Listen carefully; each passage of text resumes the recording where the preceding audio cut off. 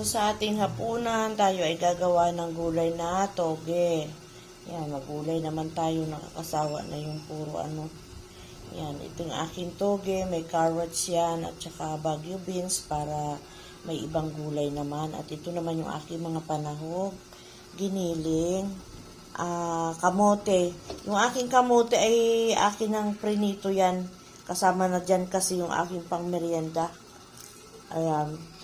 Piniprito ko yan dahil ang toge kasi madali lang yan maluto, kaya ang kamote na hinahalo ko dyan ay aking piniprito. So ayan, kamatis, bawang, sibuyas. So ayan lang, at yung ating mga pampalasa siyempre. So ayan, isa lang na natin ang ating toge. So ayan, mag-isa na tayo. Sibuyas, bawang.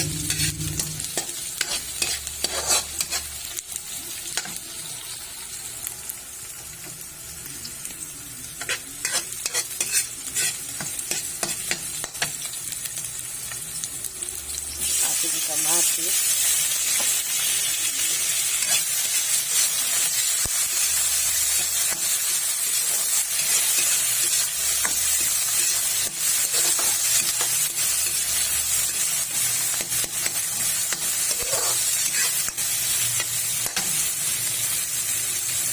Pwede na natin yung ating giniling.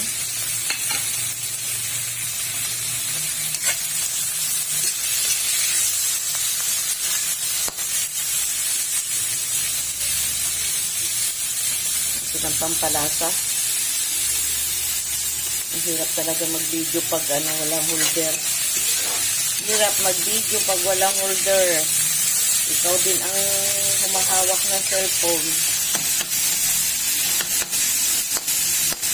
Ayan. Kaya natin maluto yung ating unang panahon. Ayan, nilagay na natin yung aking gulay. Nilagay ko na.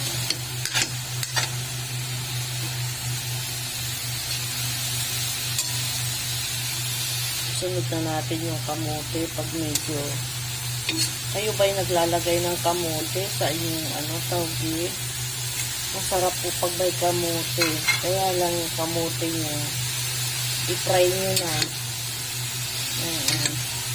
Prito nyo na kasi itong toge, saglit lang ito sa apoy. Hindi siya masyadong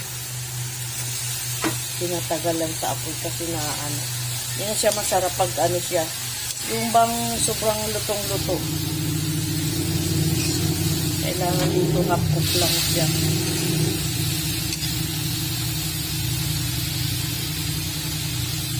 Yan natin siya ng konting asukal. Ayan.